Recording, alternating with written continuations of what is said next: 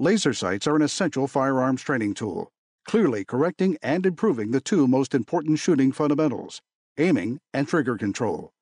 Crimson Trace, making laser sights standard equipment. Learn more at crimsontrace.com.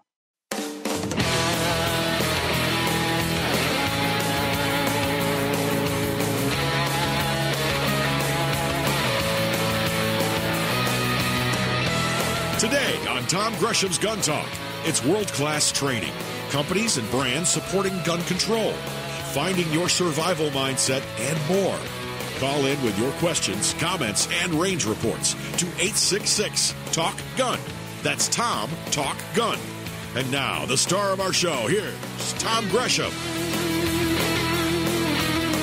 Well, I guess we have to do this again. Hey, I'm Tom Gresham. Glad that you could be with us. We're going to be having a bunch of fun today. We have so much to cover. It is unbelievable. A lot of things going on. I watched the 4 days of circus, also known as the Judge Kavanaugh hearings before the Senate. Oh, my gosh. I feel so... I knew that you, my friends in California, had a lot to put up with, but after watching Kamala Harris... I feel for you. I just got to say. Okay, we'll get back to that at some point. We're going to be talking a little bit about that. Talk about Dianne Feinstein questioning Judge Kavanaugh and her, I would have to say, willful ignorance when it comes to firearms. Not the case of she doesn't know. I mean, maybe she doesn't know. Maybe she doesn't believe. But we'll get to that. The things she said were, you would say they are stupid or dumb, but I'm not going to be quite that kind. And we'll cover a lot of that as we go along. Also, we are just a few days, well, actually 2 days away from the anniversary of the attacks on the United States of America, the 9/11 attacks. I love it when the media says the incidents. Really? The incidents? No, they're attacks. And we'll talk about that. And what did it mean to you? What does it mean to us? And what does it mean for those of us who have decided to provide our own protection for ourselves and for our families? A lot of thoughts on that as we go along. A little bit later in the show, we're going to be talking with a world-class shooter, competition shooter, see what we can learn from him. Also kind of get a catch-up on some of the other stories of the day, things like Levi Strauss teaming up with Michael Bloomberg's gun ban groups. Yeah, Levi Strauss, the blue jeans company. Go figure. Of course, we had the whole Nike debacle. And what happened with that. That was fascinating. A lot of things going on. Of course, you can be a part of the process here. It's 866-TALK-GUN is the magic number. Honestly, easier. Just dial Tom, Talk, Gun. That'll get you in. Always looking for range reports, of course, as we go along here.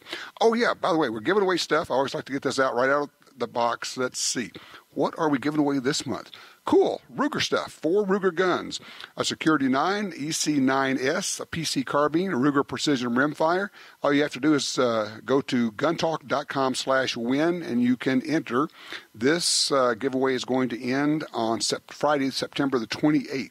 So you need to get cracking on that. Guntalk.com/win. Also, don't forget, as long as you're on the computer or the phone or wherever you happen to be, go to shopguntalk.com. We have new T-shirts, new hats, all kind of cool stuff. We have trucker and flat bill hats with some of our, you got the GT, you got the cool Trigger logo, which I think is one of the coolest sneaky gun kind of logo things out there.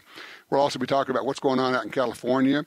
Several gun control bills, gun ban bills actually, have gone to the governor to see if he's going to sign them, and things going on in other states. Again, a lot for us to cover. And also the civilian marksmanship program is going to be selling 1911s. These are surplus military 1911 pistols, and that window is open right now. We'll talk about how you go about that and what it takes for you to get one and what they're going to cost. But right now we're going to take a quick break. When we come back, we're going to be talking about competition shooting, hunting, wing shooting, and a lot of other things with a good friend of ours right here. If you'd like to be a part of that, 866-TALK-GUN. I'm Tom Gresham.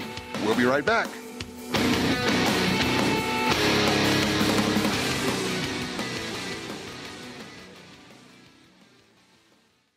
Brownells has gone retro. Check out Brownells' new line of retro AR-15 and AR-style 308 rifles at brownells.com/retro. Whether you're looking for Eugene Stoner's original 308 design, the famous M16A1, Air Force 601, or the XM177 carbine, Brownells has the classic, new production, old-school rifle of your dreams. Own the firearm you used in basic training, carried in service, or that Grandpa always talks about. See more at brownells.com/retro.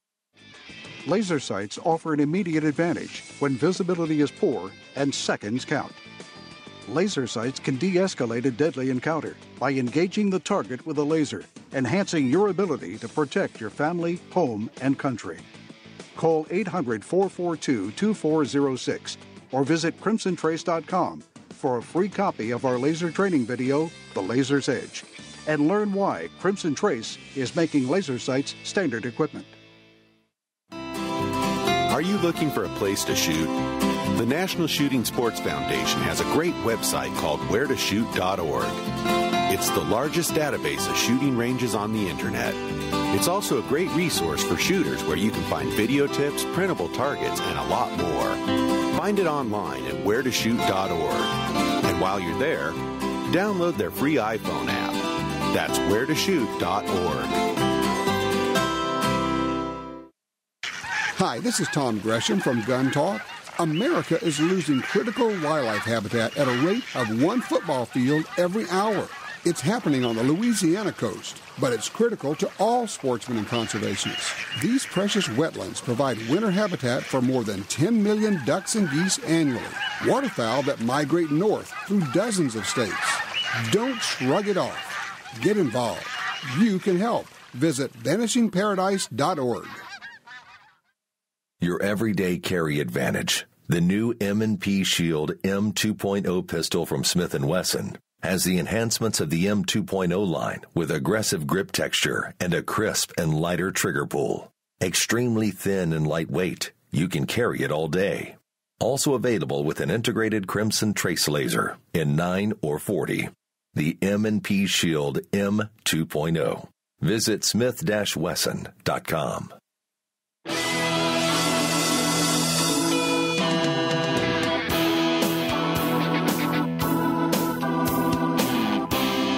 Back with you, Tom Gresham. It is Gun Talk. Our number is 866-TALK-GUN. If you'd like to be a part of the action here, just give us a holler. We're having a bunch of fun, as we always tend to do. We just a fun deal. We get together and just goof off as much as anything. Visiting right now with my very good friend, longtime friend, Ray Oeltjen, former competitive shooter, an icon of the firearms industry, at Federal Cartridge, at Loophole. You've consulted with a whole bunch of the companies in the business. You've been around guns pretty much all your life, huh? Yeah, about 50 years, Tom, actually. So far, so good. You worked in a gun store, didn't you, early on? Through college, I worked full-time, 45 hours a week through college at a sporting goods gun shop, mostly gun shop. Were there any lessons that came from working in a gun shop that kind of helped you through your whole career in the firearms industry? Oh, absolutely. I learned so much about consumer demand, about merchandising. After a while, when you walk into a store, you start saying things that most people don't see. Oh, yeah? And you understand how the layout should work and what types of inventory they manage, and it was an extraordinary learning experience. And then we traded and sold so many guns that I just learned such a wide variety of guns, not from owning them, but from dealing with them and passing through your hands and having to having to be able to answer questions. When people ask you questions, it's up to you to figure out the answers, so that you're just always doing research. Exactly, yeah. And it was just a marvelous start into the shooting industry. I'm just thinking, if you're a gun person, man or woman, if you really like guns, actually getting a job at a gun store probably would be kind of cool. Well, I've suggested that to many, many people who had aspirations to be in the gun industry, the shooting industry. So if you wanted to, say, I want to work for a gun company, maybe a background of a few years of working at a gun store would be a good place to start. Absolutely. And so many young people that I interviewed that wanted so badly to be in the industry said, "Oh, I just love to hunt." Well, there's more to it than that. Yeah, so do I, but that's not the job. Yeah, exactly. That's great. Well, we had a fun time yesterday. We're out, and for those who don't know, we've got a little place, a little cabin out in Idaho. We're out here playing right now, and we went out riding our four-wheelers and UTVs, and we took close to a 40-mile run yesterday. Didn't we? Yeah, just 37 miles. 37 miles up in the mountains and all that. And pretty much, I would think, we had five vehicles. Pretty much everybody there, at least in every vehicle, I know there were firearms, and there may have been enough firearms there for everybody who was there. I believe so. More than likely. So what was in that long case that you had in yours? Well, as I told you, it was a 4,570. Oh, that's a nice caliber. Some people call it a 4570, but that's... but they don't know what they're talking about, right? Yeah, of course. I had my Marlin lever gun, and... but you had stuff strapped on the stock. What was all that? That was to raise my head up. I've got a scout scope on it, which is extremely fast. If you have never shot a scout scope, they are so quick. It's a both eyes open rifle scope, and man, you throw that thing up and it just pops into your vision. Yeah, and it's a marvelous, dangerous game rifle because it's so fast, and you acquire the target so quickly. Right. And so I did put some padding on the stock to raise my head up so it's instant. The very second my cheek touches the stock, I'm looking through the scope. It's kind of like having a shotgun fitted to you. For those who don't know, Ray has shot a couple of clear targets in his life, like I would say a couple 100,000, but that would be short by about a factor of 10. So it's more like 1 million. Yeah, well, it's a little over 1 million. Over 1 million. But, okay. So when you put the pad on the stock, you raise your head up so that when you put the rifle to your stock, you're not having to move your head around to be able to see through the scope. Exactly. It's very much like shooting a shotgun instinctively. Okay. And I, tried it out many times until I got just exactly the right fit. So that the second that stock touches my shoulder and my cheek touches the stock, I'm looking right through the scope. It's instant. I'm just thinking, a lot of people don't know about that, and they get a rifle scope, they get their deer rifle, whatever, and then when they shoulder it, a lot of times you'll cheek the stock, and then you have to pick your head up to be able to see through the scope, right? Exactly. Okay. And that's why so many people have a problem acquiring a target. They see a target out 100 yards, they see it through their binoculars or whatever, and they put the gun to their shoulder, and then they're searching around and say, I can't find it. Mm-hmm. And there's too many variables. They've got their head moving around trying to actually see an image through the scope as much as anything. Exactly. So there are a lot of ways to go about it. First of all, in most cases, try to mount your scope as low as possible. Exactly. And have the action work. Right. Okay. And if that's not working, then you can raise your eye with the application of moleskin, if you need a little bit, just over the top of the stock, or there actually are like strap-on pads and things you can get. Precisely. And here's another trick that a lot of people aren't aware of that I've taught countless people. If they have trouble acquiring a target in a scope, first of all, you go to low power. Yeah, clearly. Definitely. I always start at low power. And that should be more obvious than it is. But the other thing is you bring the rifle up almost to your shoulder and have the target directly over the scope. Over the top of the scope. You're looking over the top of the scope. And then you just bring the scope to your eye, and there it is. Boom. So the deal is you don't try to look at the scope. You look at the target and let the scope intercept your vision. Very well put. I've been working on that. That's exactly what I'm talking about. Yeah. And I've taught people to do that, and they say, oh, wow, there it is. Yes, look at the target and let the scope intercept your vision. Just bring it up, but keep staring at the target. Don't try to look at the scope. Exactly. And that's when it gets hard to find something out there. Exactly, yes. But, yeah, to your point, if you have a variable scope, keep it on low power pretty much all the time until you absolutely need the higher power. Exactly. Yes, always, always, always carry in the field on low power. Right. So you can find the target. You can always crank it up if you have to, right. But you got to find the target first. But if you have it on 10 power and that big buck jumps up 10 feet from you and starts running off, just wave to him. Yeah. That's all you're going to get. That's it. You can just yell or something. Yeah, that's right. Thanks for the show. I appreciate that. And it also works very well on running targets, which perhaps do more often than I should, but well, with your wing shooting background, I think you can. I kind of enjoy that, and so you track the target with your eyes. You're looking right at it as it's going, and you bring the rifle up almost to your shoulder, and you keep looking at the target, and you bring the rifle to your shoulder. There it is. Boom. Probably more than one coyote has met its demise that way with you at the trigger. Perhaps a few, yeah. Perhaps a few. All right, so we did not shoot your 4570 Loudon Boomer because why you said we didn't have enough earplugs to go around. There weren't enough earplugs to go around, and it is ported, and it is very loud. Very loud. But we did shoot my not very loud gun. Oh, my goodness, what a beauty that is. Is that fun? Yeah. This is an integrally suppressed Ruger 1022, and we're using subsonic ammo in it.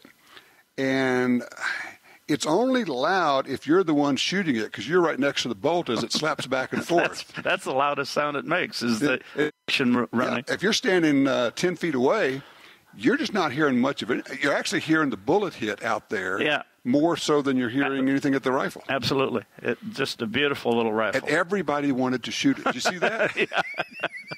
And Tom wouldn't let me shoot it. But, well, no, because you're not really that familiar with firearms, so I'm afraid. No, that was so much fun. I think once you start shooting suppressed guns, you kind of think, why would I do anything else? Oh, it gets addictive, Yeah. And what a great way to start people out shooting. Oh, sure, because it takes some of the intimidation of the noise, and of course with that rifle there's no recoil either way, but so many people are more intimidated by the sound than they would like to admit. Right. No, absolutely. You ever thought about how many people you've taught to shoot? Oh, gosh, Tom. It has to be in the thousands. I used to put on you did clinics. Huge clinics and for years and years and years and years, and now it's more individual or families and stuff. And I've taught a lot of children of friends of mine, and I'm at the point in my life where I have more joy out of seeing them shoot than than myself, and of course my grandchildren. Yes, that's fun. Okay, so we talked about this an awful lot. It's every time we talk about teaching people to shoot, one of the first subjects that pops up is eye dominance. It's one of the first things you do, isn't it? Absolutely, the first thing I do, because I primarily teach shotgun, and if you are shooting a shotgun and you shoulder it on your non-dominant eye side, just forget it. It ain't going to work. And everybody's got ideas. Oh, you put a patch over that, your lens of that of your glasses and all of that. And you can actually train somebody to be somewhat more proficient that way. Why not just switch over to the proper side and say, oh, no, I'm right-handed. Well, you're left eye dominant. And with a shotgun, your eye is the back sight. It's the rear sight, yes. That's right. And to fight it is to fight it for your entire life. Exactly. It never ends. So yes, it is going to feel awkward. One of the things I've said is, look, I understand that it feels awkward to put the gun to your left shoulder if you're right-handed, left eye dominant. So get a BB gun, get a plastic gun, get something, and sit there and have it in your house and shoulder it 100 times a day. Yeah. Just bring it up, put it to your shoulder. Yes. And it's going to feel awkward. And after a week, it won't feel awkward. Yes, absolutely. And recently I was teaching a young lady. She was 16 years old and a daughter of a good friend of mine, and she wanted to get into shotgun shooting. And he had taken her rifle shooting and hunting for years. And she's a pretty good rifle shot, but she's looking through a scope with her non-dominant eye. Okay, she's right-handed? She's right-handed. Left eye dominant? And left eye dominant. Now, I picked that up in the first 2 seconds. Right. And she said, I can't switch. There's no way. And I said, well, then I guess the lesson's over. I said, why don't we just try this? You called her bluff. Yeah. And she shot about, I won't elongate the story, but we were out in the field just shooting off of a thrower. And she shot about 20 shots and was getting frustrated. And then her dad put the target on the thrower crooked, or something went wrong, I don't know. And it went way off to the side, and she just swung over and just smoked the target. She stopped aiming, and she just swung on the target. Exactly. And then she turned out to be an excellent shooter. She went from he asked me to teach her because she couldn't hit anything with a shotgun. He didn't realize what the problem was. And turned out to be a wonderful shooter, and she said to me, perhaps a month later after she got into some competitive league shooting, she came to me literally with tears in her eyes and said, "Thank you so much. I would have never been able to do this." Right. And she became very competitive. Wow. Oh, I know one of the things that you've said, and when you teach, and maybe it's the same young woman, says, and you're going to get a lot of advice when you're at the range. That was a different one. It's a different one, but young girls you taught to shoot, and just for those who know, and when you get there, people are going to be trying to help you out. Oh, you need to shoot it this way. Oh, you're shooting behind it. You're not leading. It's always you're not leading enough. Yeah. If you pulled the trigger before the target was thrown, they'd still say you're not leading it enough. Exactly. Isn't that the truth? So talk for just a second. We have about a minute about the concept of lead is speed, or speed is lead. Well, this came about so much in skeet shooting, where the old timers would say, this station is a 2-foot lead, this one's a 3-foot lead, that one's a 4-foot lead. Well, that's BS. Okay. I'm sorry, but it's how fast you're moving the barrel. And there are people like Wayne Mays who you can stand behind and watch him shoot skeet. He's probably the world's greatest ever. Mm-hmm. And it looks like he's shooting behind the target. It's like he's pulling the trigger while he's still behind the target. Yeah. But the barrels are moving that fast. The barrel is moving so fast that he is building the lead in, and he knows how to do it. And so the only time that works is with a sustained lead, which means you have to know exactly where the target is at all times, which you can do that in skeet. But then you get off that field, and you get to a sporting clays field, you can't hit the ground. Right. And for hunting, forget about it. Absolutely. So it's barrel speed. So when somebody says, well, that's about a 2-foot lead, just take that and throw it away, get it out of your mind. Yep. You just say, nod, say, thank you very much, I appreciate that. And then flush it out of your brain. Exactly. And just think speed, barrel speed, barrel speed. The other thing that happens, if you're thinking barrel speed, it makes it really hard to stop your barrels. Yes. Because when you stop your barrels, it's 100% guaranteed you were going to miss every time. And that is the number one. If I had to pick one thing that people do as a mistake shooting a shotgun on flying targets, is they stop the gun. They get to it. They're rifle shooters, so they want that target to hold still. Exactly. So if I see some of these competitive shooters, they actually exaggerate their follow-through. Mm-hmm. Is that a way of making sure you keep swinging that barrel through? Well, part of it is. I don't teach that, but but you do need to follow through, though. But yes, absolutely, positively, and if some people are very accomplished at that, and they've got that system down for their particular style. I don't teach a surge at the end. Right. Some people do. Right. Some people do teach that. All right. The other thing is, a good wing shooting instructor can make all the difference. Do it, and you'll be amazed at how much. Oh my goodness! It can change your whole shooting life. Yeah, exactly. Change your shooting life. Ray Oeltjen, thank you so much. We're going to probably pull you back in a little bit later in the show. Okay. That'll work, my good friend. All right, we are open lines. If you'd like to call us, 866-TALK-GUN. When we come back, we're going to be talking about gunfighting, and are you prepared for what's going on, what's going to be around the corner? Right back with Gun Talk.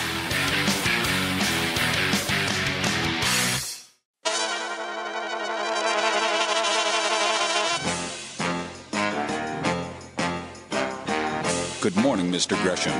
Your mission, should you decide to accept it, is to host a radio show that will bring truth and common sense to the discussion of firearms rights in this country. Good luck, Tom, to you and your Tom Gresham's Gun Talk team. And we are back. Tom Gresham here. Our number is 866-TALK-GUN or Tom Talk Gun. If you'd like to be a part of the action here, by all means, give me a call. If you've just discovered us, or maybe you found me on Twitter. By the way, I am at Gun Talk on Twitter, and we are regularly getting anti-gunners in there. It's very interesting to me how we have 40,000 plus people there who are all well-behaved and well-spoken and polite and respectful. And then when we get the gun banners, the anti-gunners come in, they're mean and nasty and rude and ugly and dropping F-bombs, and we just never see that from the gun owners. It makes me wonder.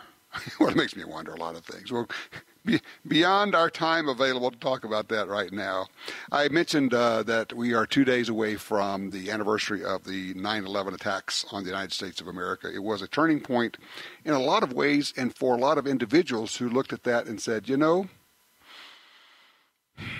Sweetie, we may have to think about getting a gun.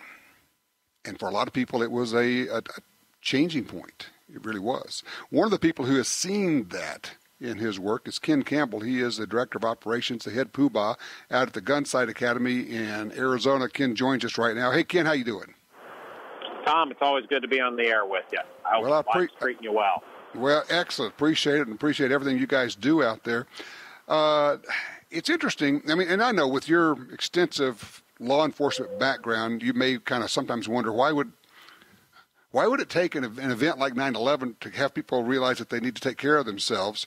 But sometimes it does, and sometimes people just kind of need that wake-up call, don't they? It does. It takes that awakening. You know, Jeff Cooper talked about that for many years on being prepared, whether it's his famous mental preparedness lecture or going on into you need to be prepared for events that throw at you in life, or even going back to my old days as a Boy Scout, you know, be prepared. Mm-hmm. But unfortunately, sometimes it takes a significant life event to get people to realize the world may not as be a pleasant a place as I once thought it was. There's a couple from Phoenix that come to mind that are many time over Gunsite students. Mm-hmm. And they became gun people, if you will, after a good friend of theirs during a robbery was murdered. And this husband and wife are multiple Gunsite graduates. They're regular competitors at Glock matches. Both their sons are regular clients of ours, students of ours, and they also shoot competitively. But it took that significant event by having a good friend murdered to really get them to wake up. And that's been, 25, 30 years ago. And I know that happens on a regular basis where you get people that come to Gunsite, which, for those who don't know, Gunsite is a training academy. It's a shooting school. It's a gunfighting school in Paulden, Arizona, north of Prescott a little bit. You can learn to shoot pistols, rifles, shotguns, and it teaches you an awful lot. It's not exactly marksmanship, although that's a part of it. It's an awful lot of pieces and parts. But all I'm going to say is I know that you get people who come there where they have been assaulted or somebody they know has been assaulted or somebody has been murdered. Do you see in those students a difference, maybe more of a sense of purpose perhaps than with the average student? Without fail. They've come to us to learn how to fight, to change how they look at things because their world has changed. So they come here with that dedicated mindset, and they leave with a big smile on their face, usually, I might add. But they leave with that empowerment, that sense of well-being that if something happens to me, my awareness in those 7 principles of personal defense, my awareness should make me alert to that, and I may be able to simply walk across the street and avoid it, or if the flag does fly, I can face it and deal with it. Interesting you say that, because people who don't know, people who've not been to Gunsite or one of the good training schools out there, and there are a number of them, they think, well, you're going there because you really want to shoot somebody. You want to learn how to shoot somebody. And then people who come out of the first 5-day class, it's been my experience that they will work harder than ever in their lives to avoid that situation because now they have a very real-world appreciation for what it's all about. Without fail. That Wednesday morning lecture on mindset is probably the most important lecture you get at Gunsite because it teaches you that color code and those 7 principles of personal defense and makes you alert and aware. So, again, instead of walking down the street like so many people are with their head in their iPhone, I wasn't going to say anything other than that, with their head in their iPhone, completely unaware of what's going on around them, and that criminal is out there sitting there thinking that's going to be an easy target. When they come out of Gunsite, their head is up, they're alert, they're looking around, and that criminal, if nothing else, thinks, I'll wait, there'll be an easy one. Or if our people see this bad guy or recognize something that is that sixth sense, that women's intuition, that hair standing up on the back of your neck, they recognize that and think, I need to go across the street, or I'll wait and go out in the parking lot later. And that saves a confrontation, and that is crucial. Well, you get at least 2 big benefits out of paying attention. One, you could spot what's going on in time to avoid it or to escape from the situation.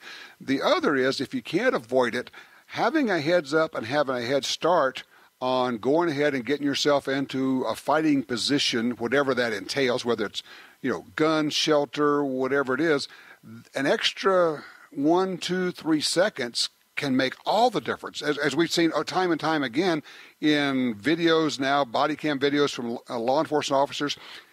And I think that's, Ken, I'd like to get you to talk about this. I got to take a quick break. When we come back, let's talk about what people don't understand about gunfighting and attacks. And maybe first up would be how fast things happen. We're talking with Ken Campbell from Gunsite Academy out in Arizona, GUNSITE.com.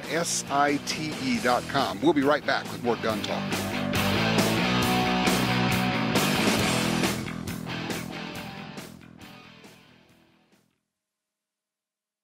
Maximize your firepower and accuracy with Remington's new Model 1911 R1 Limited Double Stack. Up to 19+1 double stack capacity, so you can spend more time shooting and less time loading. Next level accuracy and handling with a 5-inch ramped match-grade barrel and adjustable match-grade trigger for greater precision. Learn more at Remington.com/handguns. The new Remington Model 1911 R1 Limited Double Stack. Welcome to a new era at Remington. Since 1937, Ducks Unlimited has led the charge on wetlands and waterfowl conservation.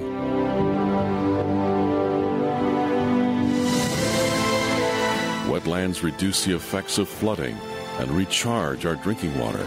But perhaps most importantly, they allow us to experience what makes the outdoors so great. Band together to rescue our wetlands. Built to perform in the harshest conditions, the Ruger American pistol can take it all, from ice to dust and everything in between. The Ruger American pistol features a short take-up trigger, Novak sights, and a recoil-reducing barrel cam with low-mass slide for reduced felt recoil. Plus, a modular grip system with 3 sizes to fit almost any hand. Check it out at Ruger.com. The Ruger American pistol, because anything else would be un-American. For 36 years, the U.S. Sportsmen's Alliance has been fighting to protect hunting, fishing, and trapping for sportsmen from coast to coast. Today, we are under constant attack from extremist animal rights groups who want to end your ability to hunt in the U.S. Join us to protect our sporting heritage and our way of life outdoors. To join or for more information on how you can help, go to ussportsman.org. That's ussportsman.org. Tactical professionals who put their lives on the line every day depend on Surefire. Since 1979, Surefire has designed, machined, and assembled the finest flashlights, weapon-mounted lights, hearing protection, and suppressors right here in the U.S. Surefire, offering a best-in-class warranty and customer service, and used by more military special operations, SWAT teams, and hard-use end users than any other brand. Surefire, American-built, American-strong. Visit Surefire.com. That's Surefire.com.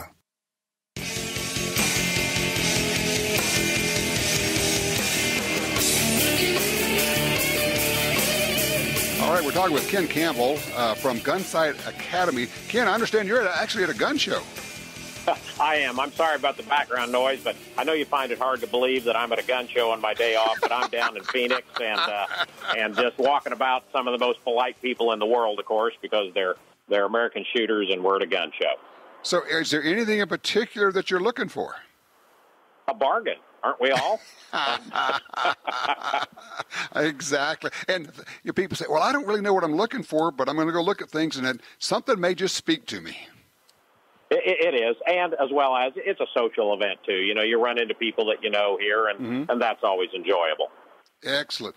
All right, I mentioned before we went to the break the idea that one of the things that I think people don't fully appreciate, and it may be one of the big differences between law enforcement folks and people who are not law enforcement, is how quickly a situation can go from everything's fine to holy, it happens so quickly, doesn't it? It does, and I can speak to that in my dark-haired days and my 35 years in law enforcement, or in the training aspect of it here, or simply look to what's been known as the Tooler drill for many years. If you don't see what's happening to you, if you aren't aware that something might be happening, you're behind the power curve and trying to catch up and get ahead of that bad guy, get inside his OODA loop. Your chances of being successful in that violent event is very, very low. Colonel Cooper has been speaking about that for years in his color code, white, yellow, orange, and red, so that if you're in condition white, that's me and my lazy boy at home with a glass of sweet tea on the table, and I've got a golden doodle sitting there next to me rubbing their head. That's condition white. But the minute I cross my threshold, I go into condition yellow, so I'm alert and aware of what's going on around me, because when, not if, when it happens to me, it's going to be very quick, and I've got to be ahead of that power curve so I can get caught up and get past the actions of the bad guy. Our reaction is always slower than an action. You know, it's interesting you said when and not if it happens, and I remember, and I don't remember if I heard it at Gunsite or some other place, but I always liked it. They said, look, when you put your gun on in the morning before you leave the house, you don't say, you know, today may be the day. You start off and you say, today is the day I am going to need that. And that actually cuts down your reaction time because you have started the reaction before you've left the house. Absolutely. It is. The round that is in the chamber right now is the one that will save my life. And I've got to go at it with that aspect. And it's not an exhausting thing. It's not like we're walking down the aisles of whatever our favorite retailer is with, crouched, ready to go, but I'm alert, I'm aware, I got my head up, it's on a swivel, I want to see what's going on around me, I want to pay particular attention to what's behind me because miscreants strike from the rear, but I'm like that fighter pilot or that bomber pilot. I've got my radar going. I want to know what's around me all over the place, and again, I got to go back to that sixth sense, that women's intuition. If something doesn't feel right, in my prior career, we called that a clue. And you got to trust that. And when something doesn't feel right, pay even more attention to see what that is until you've got a reason to stand down, or you've got a reason to relax, or the feeling's gone away because you've moved out of that environment. You got to trust that feeling. I put it another way. I tell people, I said, hope will get you killed. They said, what do you mean? I said, well, you're walking down the street and you say, I sure hope those guys aren't as bad. I hope, they're coming over here. I sure hope they don't mean to hurt me. I'm going to cross the street. They cross the street. God, I sure hope that, at a certain point, and I would say early on, you have to just say, okay, that, as you say, that doesn't feel right, and I'm going to start taking action immediately. And a lot of times the action you take is simply to remove yourself from the situation, and it never becomes an attack or a life-threatening situation at all, but it's because you had the radar running. Absolutely. And when this miscreant sees that you've seen them and you're giving them some attention, again, I've got to think, they're going to think, there's another one. I'll wait. Yeah, they'll wait for the easier prey as it comes along. Ken, for the 5-day 250 class at Gunsite, I know you guys are running a whole bunch of them now. It's one that can take you, and I want to tell people, you don't have to be a gunfighter to go there. You could actually have never fired a gun and start with that class, can't you? Absolutely. You can come with a brand new gun in a box or rent one from us. And I'm not saying that to make some rental income. I'm saying that is, if you don't know what kind of gun's best for you, if you come rent one from us, by the end of the week, you'll be an informed consumer, and that way you can go on Gun Dealio and you can find the gun you're looking for and get that best price as an informed consumer. So you come here with a gun in a box, and we'll make you run faster and jump higher, and you will come away stronger, a better shooter, certainly safe, and be empowered and in a comfort zone. And we're seeing more and more folks that come like that never would have been gun people because they're recognizing the world's a little more dangerous place. Yeah, and probably you're getting close to an even split of women these days, I would guess. Women are a large percentage of what we do. We do some ladies only classes here, but it's only because some women don't want to learn with men. And honestly, men, you may want to plug your ears here. The women are better students than we are because we've got all that machismo to get past. They don't. Yes, exactly. Very often they start off behind, and by the third day they've passed up to men for only one reason: they're listening. Ken, I got to run here. I appreciate everything you guys do. Gunsite Academy, I mean, it's the happiest place on earth for me. Gunsite, GUNSITE.com. Tell everybody hello for me, would you? Will do. You take care and come out and see us. We'll do it. Ken Campbell, thank you so much. Yes, it is amazing. Somebody who actually listens and pays attention can actually end up out shooting the people who say, oh, yeah, I've been shooting all my life. Yeah, okay, great. That's wonderful. But you're not listening to the instructor. Why'd you pay all that money if you're not going to listen to it? 866-TALK-GUN. I'm Tom Gresham. We're looking for your range reports.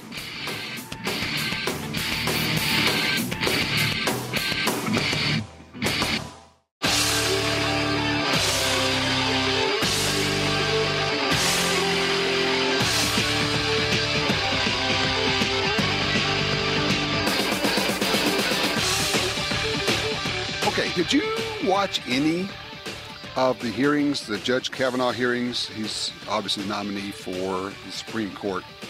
There were some highlights and some lowlights and some that just left you scratching your head. The highlight for me was Ben Sasse, senator from the state of Nebraska. He gave a 15-minute talk that should be required viewing. You can go on YouTube, watch it. It'll pop right up. SASSE, Ben Sasse. It's basically the Schoolhouse Rock version of American Civics, and it is phenomenal. On the flip side, Kamala Harris from California was just an arrogant bully and threatening, insinuating, snide, tricky, condescending, rude. Oh, did I say rude again? Good. And then we have Senator Feinstein. Holy moly. And she's talking to the judge about his ruling in a case in D.C. where he quoted the Heller decision, used that as a precedent. And she said, well, you said that assault weapons, she keeps using the term assault weapons, semi-automatic rifles cannot be regulated because they're in common use. What do you mean by that? He said, well, the Heller decision, Justice Scalia wrote that guns in common use cannot be banned, et cetera, et cetera. She said, well, what'd you base that on? Did you do research? And he said, well, there are millions, as he said, quote, millions and millions and millions of semi-automatic rifles owned by America. She said, well, that's owned, but assault weapons are not in common use. People don't actually use them for anything other than school shootings. And at this point, I know your head's starting to explode because you're thinking, what do you think 10 million AR-15s, just to start off one category, subcategory of semi-automatic rifles, what do you think they're used for? Why do people own them? Well, they shoot them. They go to the range. They teach marksmanship. They do competition with them. They hunt. People say, oh, nobody hunts with those. Yes.